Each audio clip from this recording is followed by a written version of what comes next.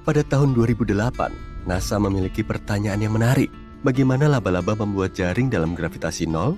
Karena itu mereka mengirim 2 ekor laba-laba ke Stasiun Luar Angkasa Internasional atau ISS. Laba-laba pertama adalah partisipan utama, sedangkan laba-laba kedua menjadi cadangan seandainya laba-laba pertama tidak mampu bertahan hidup. Namun, semua tidak berjalan sesuai rencana. Si laba-laba cadangan lolos dari kandangnya dan mengunjungi rekannya, sehingga terjadi sedikit kekacauan. Jaring yang mereka buat menjadi kusut dan saling tersangkut. Seolah itu belum cukup, lalat yang seharusnya menjadi makanan laba-laba justru berkembang biak lebih cepat dari yang diperkirakan. Larva mereka keluar dari wadahnya dan menutupi jendela depan ruangan. Seiring waktu, laba-laba sepenuhnya tersembunyi di balik larva. Meskipun percobaan awal ini tidak berjalan sukses, salah satu peneliti yang terlibat dalam perencanaan percobaan laba-laba ini masih penasaran. Pada tahun 2011, dia mendapat kesempatan lagi untuk mengulangi eksperimen yang sama. Kali ini dia meminta bantuan dari peneliti lain.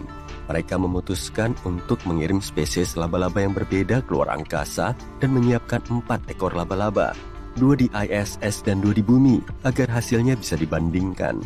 Tujuannya adalah untuk mengekspos laba-laba pada kondisi gravitasi yang berbeda-beda dan mengamati perilakunya. Akan tetapi, ada hal tidak terduga lain yang terjadi. Awalnya, mereka mengira ada 4 laba-laba betina, tapi ternyata 2 di antaranya jantan. Menentukan jenis kelamin laba-laba muda memang sulit, tapi untungnya, seekor laba-laba jantan sudah dikirim keluar angkasa, sedangkan seekor laba-laba jantan lainnya masih di bumi, sehingga memungkinkan pengumpulan data yang berharga. Percobaan kedua terbukti berhasil. Laba-laba itu aktif. Mereka membuat dan membongkar jaring, dan bahkan tanpa bantuan gravitasi, mereka membuat jaring baru. 3 kamera menangkap ribuan gambar yang menunjukkan kerja keras mereka dalam membuat jaring. Menariknya, laba-laba tampaknya membuat jaring yang jauh lebih simetris di luar angkasa daripada di bumi. Titik pusat jaring lebih dekat ke tengah. Dan yang mengejutkan, posisi kepala laba-laba tidak selalu di bawah, seperti yang biasa dilakukan di bumi. Akan tetapi, ada satu faktor penting yang menjadi pembeda, yaitu cahaya. Saat laba-laba di ISS memiliki sumber cahaya, mereka membentuk jaring asimetris, mirip seperti di bumi. Cahaya memainkan peran penting dalam menentukan orientasi laba-laba di luar angkasa. Lampu-lampu di ruangan itu dipasang di bagian atas. Jika lampu diposisikan berbeda, misalnya di samping, akan sangat sulit untuk mengamati efek cahaya terhadap simetrisnya jaring pada gravitasi nol. Ketika lampu dimatikan, laba-laba hinggap dengan orientasi tidak menentu pada jaringnya. Tapi saat lampu menyala, mereka menghadap ke arah berlawanan dengan sumber cahaya yang berarti ke arah bawah. Oleh karena itu, dengan tidak adanya gravitasi, cahaya membantu mereka berorientasi. Penemuan ini tidak terduga, karena laba-laba biasanya mampu membuat jaring dalam gelap dan menangkap mangsa secara efektif meskipun tanpa cahaya. Jaring laba-laba itu sendiri merupakan sesuatu yang keren dimanapun tempatnya. Seolah-olah laba-laba memiliki pabrik produksi sutra kecil di dalam tubuhnya. Di dalam tubuh laba-laba, benang disimpan dalam bentuk cairan yang sangat pekat. Dan laba-laba taman biasa bisa menghasilkan hingga 7 jenis sutra yang berbeda, masing-masing dengan kombinasi protein yang unik. Setiap jenis sutra memiliki fungsi yang berbeda. Sebagai contoh, satu jenis benang membuat jaring menjadi lebih elastis, yang berarti jaring meredam benturan saat serangga menabraknya. Jenis sutra lainnya membuat benang menjadi fleksibel dan kuat, sehingga lebih sulit untuk putus. Beberapa protein yang ada di dalam sutra melindunginya dari bakteri dan jamur berbahaya, sehingga jaring dapat bertahan lebih lama. Protein ini juga menjaga sutra tetap lembab agar tidak mengering. Wow! Bayangkan memiliki rumah di mana kita tidak perlu membeli apapun untuk merawatnya. Sutra laba-laba lebih ringan daripada katun dan sangat tipis, hingga 1000 kali lebih tipis dari rambut manusia, tapi juga sangat kuat. Itu juga pasti karena laba-laba mengandalkannya untuk menjalani kehidupan sehari-hari, baik untuk memangsa serangga yang berkeliaran atau bertahan dari hujan deras dan angin kencang. Tapi kamu pasti tidak menyangka sutranya lebih kuat dari baja, kan? Tentu saja, kita tidak akan menemukan baja setipis itu. Tapi jika bisa menemukan sesuatu yang berat yang mirip dengan sutra laba-laba, kamu akan mendapati kekuatannya sama persis saat ditarik atau diregangkan. Bahkan, sutra laba-laba 5 kali lebih kuat dibandingkan baja dengan ketebalan yang sama. Sutra laba-laba juga sangat lentur, mampu meregang hingga 4 kali lipat dari panjang aslinya tanpa putus. Ditambah lagi, sutra laba-laba tetap kuat bahkan dalam suhu beku di bawah minus 40 derajat Celcius. Jenis laba-laba yang paling umum adalah laba-laba penenun orb weaver. Mereka ahli dalam membuat jaring yang sering kita lihat di area terbuka. Disitulah mereka punya kesempatan lebih besar untuk mendapatkan makan siang lezat. Tapi karena memilih tempat terbuka, jaring mereka lebih rentan terhadap kerusakan. Itulah kenapa laba-laba ini punya kebiasaan menarik, yaitu sering memperbarui seluruh jaringnya setiap hari, meskipun kondisi jaringnya masih bagus. Seandainya saja aku sama rajinnya dalam merawat kamar tidurku. Laba-laba ini melakukannya karena ingin bersiap-siap menghadapi malam hari, saat mereka dengan sabar menunggu calon mangsanya terjebak dalam perangkap yang telah dibuat dengan rapi. Awalnya, ini mungkin tampak seperti membuang-buang waktu. Pasalnya, mereka perlu mengeluarkan banyak protein untuk menghasilkan sutra yang membentuk jaring mereka. Tapi meskipun laba-laba orb weaver tidak menangkap mangsa sepanjang malam, dia biasanya cukup punya protein sutra untuk membongkar jaring lama dan membuat jaring baru untuk malam berikutnya. Saat membongkar jaring yang lama, laba-laba pun mengonsumsi sutranya dan dengan melakukan itu, ia mendaur ulang protein yang dikandungnya. Kalau pernah mengamati laba-laba di jaringnya, kamu pasti menyadari betapa ia sangat peka terhadap getaran sekecil apapun. Ternyata, sutra laba-laba bisa disesuaikan dengan frekuensi suara yang berbeda, tidak seperti bahan lainnya. Ketika laba-laba membentuk jaringnya, ia tidak hanya merajut benangnya dan membiarkannya begitu saja. Laba-laba menyesuaikan serat sutranya dengan mengubah tingkat kekencangan serta sambungan antar benangnya. Dengan begini, jaring yang dihasilkan dapat bergetar atau mengeluarkan berbagai jenis suara. Laba-laba ini seperti musisi yang sedang menyetem gitarnya. Laba-laba penenun renda berkaki bulu ini disebut garden center spider karena kebanyakan menyukai lingkungan rumah kaca yang lembab. Laba-laba ini memiliki cara yang unik untuk menangkap serangga. Alih-alih membuat jaring lengket seperti laba-laba lainnya, laba-laba ini menggunakan listrik. Laba-laba ini menghasilkan sutra yang sangat tipis, hampir dalam skala nano. Dan pada kaki belakangnya, laba-laba ini memiliki bulu-bulu khusus yang berfungsi sebagai sisir kecil. Saat serat benang keluar dari tubuhnya, ia menggunakan bulu-bulu ini untuk menyisir dan mengaturnya. Dan disinilah keajaiban terjadi. Proses ini menghasilkan muatan listrik. Benang sutra itu kini bermuatan listrik, sehingga menyatu membentuk gulungan kecil menyerupai bola-bola wol lembut. Bola-bola kecil bermuatan listrik ini merupakan cara bagus untuk menjebak serangga yang berkeliaran.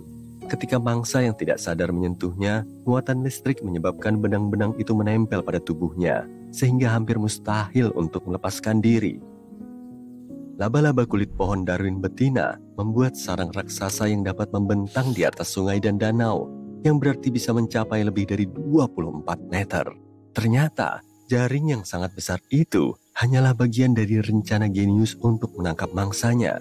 Jaring sangat kuat yang melintang di atas air seperti jembatan dapat menangkap serangga besar yang terbang di permukaan air seperti capung. Dan ini merupakan proyek menakjubkan yang butuh waktu berhari-hari untuk membuatnya. Tambatan khusus ini melintasi atas sungai dan mengaitkan jaring dengan kuat ke masing-masing tepian sungai. Tidak ada jalan keluar yang mudah dari sini. Di timur Laut Thailand, ada sekumpulan paus batu yang berenang-renang menembus hutan belantara. Paus ini tentu cuma bohongan karena formasinya cuma berupa batu yang sudah berumur 75 juta tahun. Tempat ini dulunya berupa hamparan gurun, pergerakan kerak bumi kemudian mendorong batu pasirnya naik. Terbentuklah pegunungan super keren ini. Si paus batu bisa dijangkau oleh siapapun yang ingin menikmati hiking dengan menyusuri beberapa jalurnya. Landmark ini jadi sangat populer di kalangan para turis. Sesampainya di atas punggung paus, mereka akan bisa melihat hamparan pepohonan hijau di bawah sana. Di jalur hiking ini, terdapat air terjun, beraneka tumbuhan eksotis, serta hewan. Dari puncaknya, bahkan negara tetangga Thailand, Laos, bisa terlihat. Bentuk formasi batu ini memang mirip seperti paus yang berenang secara berkelompok. Pantes aja tempat ini juga dijuluki Batu Tiga Paus. Wah, pasti luar biasa banget ya kalau bisa menikmati keindahan Thailand dari punggung paus ini. Pada bulan Maret 2011 lalu, seorang pekerja tambang menemukan objek langka saat sedang menggali tambang. Rupanya, dia baru saja menggali spesimen Nodosaurus yang hampir awet sempurna. Dinosaurus yang sudah punah ini kurang lebih seberat 1.360 kg dan tumbuh hingga sepanjang 5,5 meter. Meski sudah berumur 110 juta tahun, Nodosaurus ini masih sangat terjaga sehingga masih terlihat perisai tubuhnya yang berat dan kulitnya yang bersisik. Setelah proses panjang dan melelahkan selama hampir 1 tahun untuk menyingkap penemuan hebat ini, fosil tersebut akhirnya dipamerkan di suatu museum di Kanada pada tahun 2017. Dan uniknya, hasil analisis di warna kulitnya menunjukkan kemungkinan Nodosaurus ini bisa berkamuflase, seperti tokek dan ngengat di masa kini. Kulitnya ini merupakan fitur tambahan dari duri dan sisik yang membuatnya terlihat seperti tank berjalan. Nodosaurus yang masih dipelajari sampai sekarang ini bisa dianggap sebagai salah satu fosil terpenting yang ditemukan sejak sekian lama. Detailnya bisa membantu kita menyibak lebih banyak misteri di masa silam.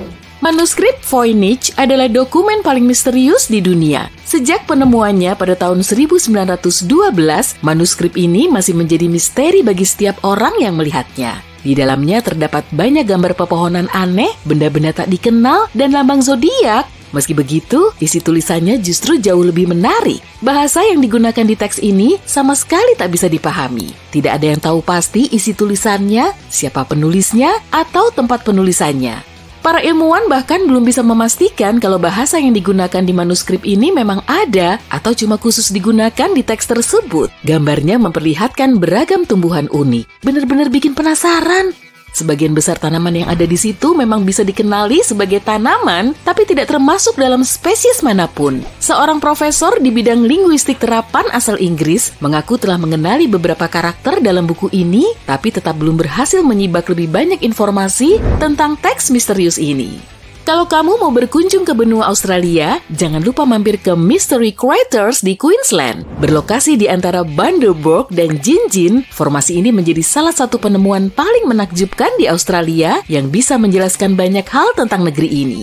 Pada tahun 1971, lokasi ini dikelola oleh seorang petani yang menanam zucchini dan kentang. Saat mencoba memperluas perkebunannya, mesin bajaknya terus saja membentur batu besar.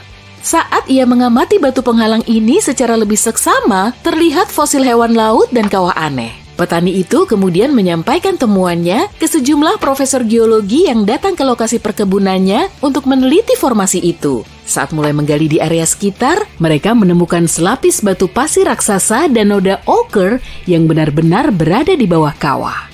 Totalnya ada 35 kawah dan umurnya diperkirakan mencapai 25 juta tahun. Para peneliti misteri ini yakin kalau mata air panas, aktivitas lautan di zaman dulu, dan meteor telah menjadi biang kerok atas terbentuknya kawah ini. Aku justru lebih penasaran dengan orang yang menamai kedua kota ini. Bundaberg dan Gingin terdengar unik ya. Mekanisme Antikythera merupakan semacam komputer purba yang bikin para ilmuwan garuk-garuk kepala. Desanya saja sudah bikin melongo. Sebuah kapal Yunani tenggelam di pesisir pulau Antikythera sekitar 2000 tahun yang lalu. Bangkainya ditemukan pada tahun 1900, sebagian artefak kunonya telah diselamatkan oleh para penyelam. Saat para arkeolog mulai meneliti penemuan dari reruntuhan itu, mereka mendeteksi satu objek yang paling beda dari objek lain. Bangkai kapal itu memang kuno, tapi terdapat perangkat bagus yang dilengkapi dengan teknologi canggih. Mesin ini berfungsi sebagai kalkulator yang membantu penggunanya menghitung waktu, pergerakan bintang, gerhana, dan fase bulan. Bahkan juga dipakai untuk menghitung mundur acara-acara besar seperti Olimpiade dengan tingkat akurasi yang tinggi. Benar-benar sulit dijelaskan kalau teknologi secanggih ini berasal dari reruntuhan kapal Yunani kuno. Mekanisme secanggih ini baru muncul pertama kali pada abad ke-14 saat jam bergigi mulai dibuat di Eropa. Gimana ceritanya perangkat dari zaman dahulu kala kok bisa secanggih 1400 tahun sebelum waktunya? Mungkin karena Antikythera telah tenggelam dan menghilang, sehingga bisa memperlambat kemajuan teknologi hingga selama ratusan tahun. Sementara itu, pegunungan Kaukasus di dekat Laut Hitam termasuk salah satu area di Eropa yang tidak terjamah oleh manusia. Meski kebanyakan orang berkulit putih di seluruh dunia disebut sebagai orang Kaukasia, namun para arkeolog menemukan banyak sekali struktur megalitikum di kawasan ini. Struktur mirip rumah ini, atau dikenal dengan nama dolmen, berisi perhiasan perkakas dari perunggu dan berbagai gerabah. Mereka tidak tahu siapa yang telah membuatnya, bahkan juga tidak bisa menjelaskan alasan dan tujuan pembuatannya. Bangunannya terdiri dari dua batu yang menopang satu batu besar sebagai atap, atau bisa juga dilihat sebagai batu kecil yang dibuat sebagai dinding berlubang di satu sisinya. Ada juga batu yang menutupi semua misteri yang ada di dalamnya, dan anehnya lagi, formasi ini tidak cuma ditemukan di Kaukasus, tapi juga di seluruh dunia. Australia, Korea Selatan, Kolombia, Afrika, bahkan Prancis. Tujuan pembuatannya tidak diketahui, jadi para ilmuwan cuma bisa berspekulasi. Makam Kaisar Tiongkok pertama ditemukan pada tahun 1974 dan masih terdokumentasi dengan baik. Lagi pula, siapa juga yang bisa lupa dengan penemuan 8.000 tentara terakota yang menjaga pintu masuknya kan? Sebagian patung ini berupa tentara, masing-masing punya ekspresi wajah yang unik. Bahkan ada kuda dan kereta kuda terakota dalam ukuran yang sebenarnya loh, fungsinya sebagai perlindungan ekstra. Yang masih menjadi misteri, beberapa area pemakaman ini belum pernah dimasuki. Para arkeolog enggan membukanya karena seluruh areanya tidak stabil. Mungkin ada hal mengejutkan yang tersimpan di dalamnya, tapi kita semua tentu menginginkan bukti sejarah yang menakjubkan ini tetap ada. Suatu saat nanti, para peneliti mungkin akan mengirimkan robot kecil untuk memasuki area makam yang belum terjamah itu supaya kita bisa tahu rupa dalamnya. Hingga saatnya tiba, mereka cuma perlu menunggu waktu untuk benar-benar menyibaknya. Di selatan Costa Rica, banyak orang menemukan sekumpulan bola batu misterius. Ada lebih dari 300 bola yang tersebar di kawasan tersebut, sebagian bahkan berdiameter hampir 2,1 meter. Tidak ada yang tahu menahu fungsi dan proses pembuatannya. Yang kita tahu, bahan pembuatnya berasal dari batuan vulkanik Gabbro. Membentuknya hingga jadi bulat sempurna pasti akan menguras waktu dan energi. Para ilmuwan memperkirakan bola batu ini kemungkinan dibuat oleh suku yang sudah punah dengan tangan kosong. Menurut teori yang paling populer, mereka memakai batu kecil untuk memahat sisi bongkahan batu besar lalu mengamplasnya dengan pasir. Sebagian ada yang beranggapan kalau bola batu ini punya fungsi astronomi atau bahkan digunakan sebagai penunjuk arah, tapi tak ada yang tahu pasti sih. Tujuan utama pembuatan batu ini hilang bersama peradaban yang membuatnya.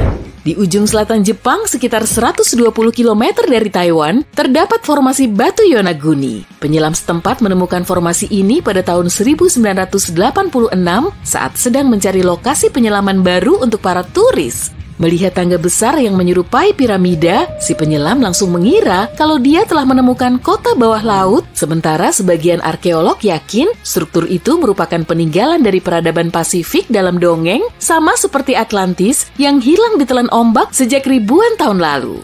Ada juga laporan yang menyatakan pahatan di batu itu melambangkan area pertambangan. Sebagian orang menyatakan ada pahatan manusia dan hewan yang telah pudar. Meski begitu, tidak banyak bukti yang bisa menguatkan semua teori ini, dan kebanyakan ahli percaya kalau formasi ini terbentuk secara alami dan bentuknya yang simetris itu cuma dilebih-lebihkan saja. Batu itu tidak selurus rumornya, serta terlihat lebih padat dan kokoh dibandingkan batu pahatan. Dengan kata lain, kemiripannya dengan peradaban yang lama tenggelam itu hanyalah kebetulan. Para arkeolog asal Turki yakin mereka telah menemukan arsitektur kota tertua di dunia. Umurnya lebih dari 10.000 tahun, dan formasi ini ditemukan di area yang dulunya menjadi pusat kegiatan di komunitas pertanian kuno. Monolit ini setinggi 5,5 meter dan kemungkinan besar digunakan untuk acara sosial dan ritual keagamaan. Sayangnya, informasi yang tersedia tidak cukup banyak.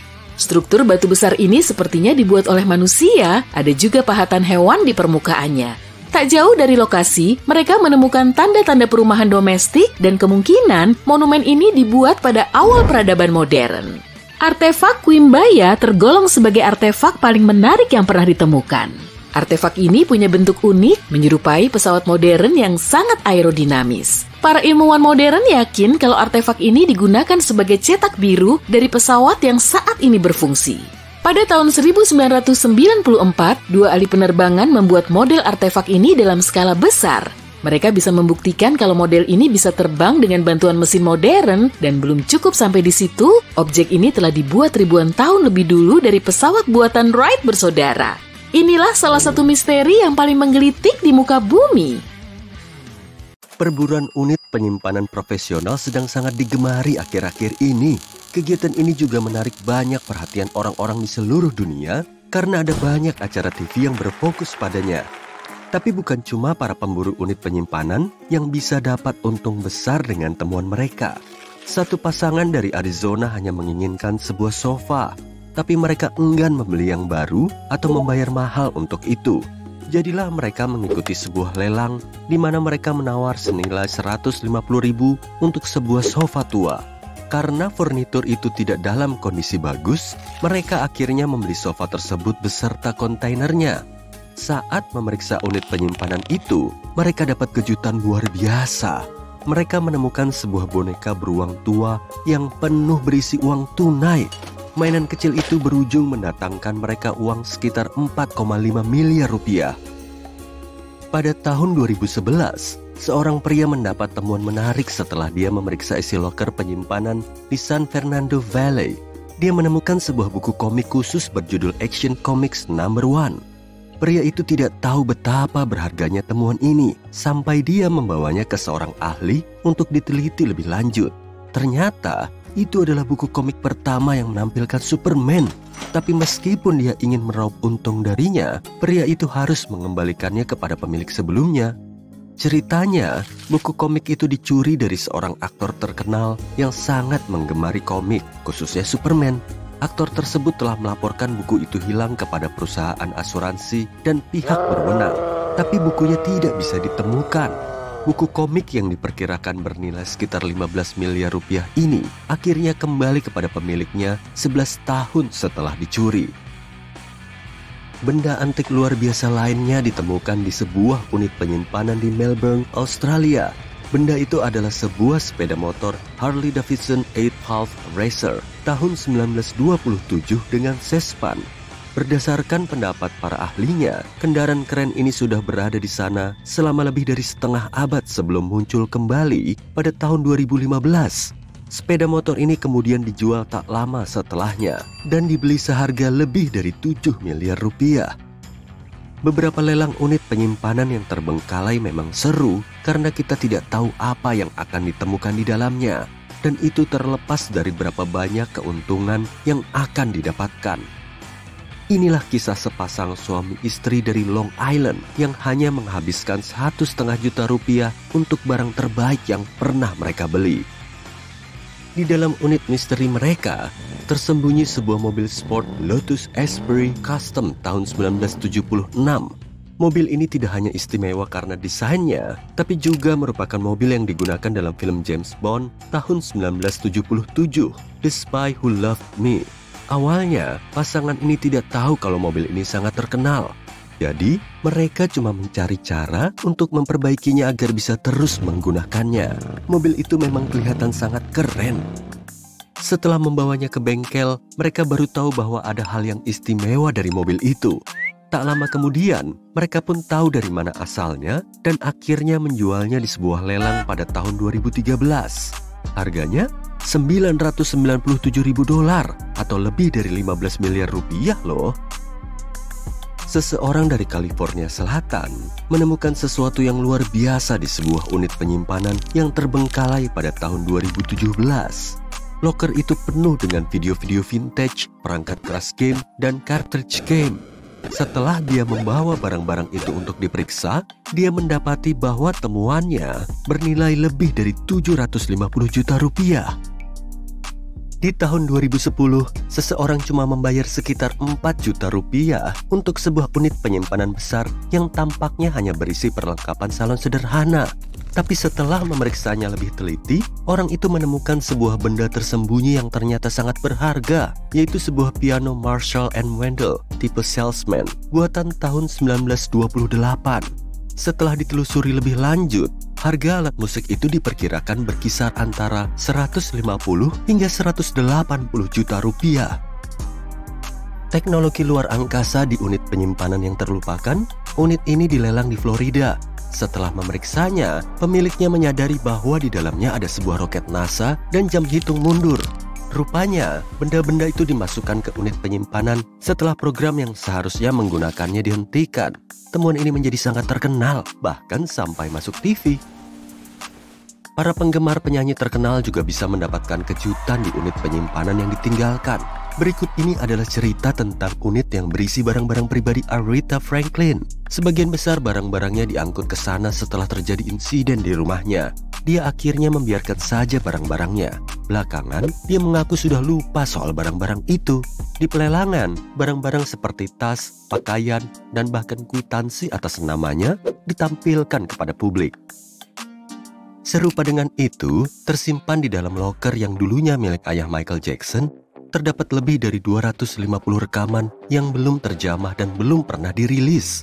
Saat sang raja pop menulis dan memproduksi lagu-lagu itu, dia tidak sedang terikat kontrak. Jadi, secara teknis, tidak ada kepemilikan legal atas lagu-lagu tersebut. Selain itu, loker tersebut juga berisi banyak sekali foto-foto sang penyanyi terkenal dan benda-benda pribadi milik keluarga Jackson. Beberapa dari benda-benda itu dilelang, sementara beberapa lainnya diambil kembali oleh keluarga dengan harga yang mahal. Hal ini menunjukkan bahwa menunggak pembayaran unit penyimpanan bisa merugikan bagi semua orang, tidak peduli seberapa terkenalnya dirimu. Tidak semua barang yang ditemukan di unit penyimpanan adalah benda mati, meskipun ini kedengaran aneh. Ada sebuah cerita yang mengatakan bahwa seorang pria selalu bertemu seekor kucing ketika mengunjungi unit penyimpanannya secara rutin. Dia tidak tahu bagaimana kucing itu bisa masuk ke sana dan kenapa ia terus kembali datang. Jadi, dia memutuskan untuk membawa si kucing pulang. Gak disangka kalau ternyata bisa dapat anabul baru di unit penyimpanan, ya kan? Kisah-kisah soal loker penyimpanan lainnya tidak seberuntung itu, seperti yang terjadi pada tahun 2011 ini, saat seorang pria mengira dia akan dapat untung besar jika bisa mencuri beberapa barang berharga dari loker yang ditinggalkan. Tapi ketika sedang mengisi tasnya dengan barang-barang yang berhasil dia dapatkan, seorang penjaga keamanan melihat pintu loker tersebut terbuka. Karena tidak mendengar suara apapun dari dalam, penjaga itu memutuskan untuk menutup pintu. Dia mengira pemiliknya tidak sengaja meninggalkannya terbuka. Tak perlu dijelaskan lagi, pencuri itu terjebak di dalam dan akhirnya ditangkap serta diserahkan ke polisi setelah dia mencoba melarikan diri. Menyimpan barang di unit penyimpanan mungkin terdengar seperti ide yang bagus saat kita membutuhkan lebih banyak ruang di rumah, tapi belum ingin membuangnya. Tapi ada beberapa aturan yang harus kamu patuhi, karena tidak semua barang aman atau diizinkan untuk disimpan di unit penyimpanan. Contohnya saja kendaraan. Di AS, sebagian besar penyedia unit penyimpanan hanya menerima kendaraan yang sudah terdaftar, diasuransikan, dan dalam kondisi masih bisa dikendarai. Dan ini tidak hanya berlaku untuk mobil, ini juga berlaku untuk trailer, kapal, dan bahkan truk. Jadi, segala macam dokumen pendukung harus disiapkan sebelum bisa memindahkan barang itu ke fasilitas penyimpanan. Untuk alasan yang sudah jelas, barang yang tak tahan lama tidak boleh disimpan di sini. Ini termasuk makanan yang perlu didinginkan, makanan yang tidak disimpan dalam wadah kedap udara, dan bahkan makanan hewan peliharaan kering dalam beberapa kasus. Sebagian besar perusahaan yang menawarkan ruang penyimpanan melarang barang-barang itu karena bisa mendatangkan serangga dan hewan pengerat atau bisa memicu bakteri dan jamur berkembang di dalamnya. Kamu mungkin berpikir bahwa makanan kaleng boleh disimpan di sini, tapi di sebagian besar tempat, makanan kaleng juga tidak diizinkan. Hal ini karena unit penyimpanan standar tidak memiliki sistem khusus untuk mengontrol suhu di dalamnya, dan beberapa kaleng makanan bisa meledak di tempat yang panas. Tanaman juga tidak diizinkan disimpan di unit penyimpanan. Tanaman tidak hanya membutuhkan sinar matahari untuk tumbuh subur, tapi juga bisa menjadi sumber serangga dan hama. Selain itu, beberapa tanaman bisa menimbulkan bau yang tidak sedap jika tidak dirawat dengan baik. Jadi, sebaiknya letakkan tanaman di luar atau berikan kepada orang lain jika tidak muat lagi di dalam rumah.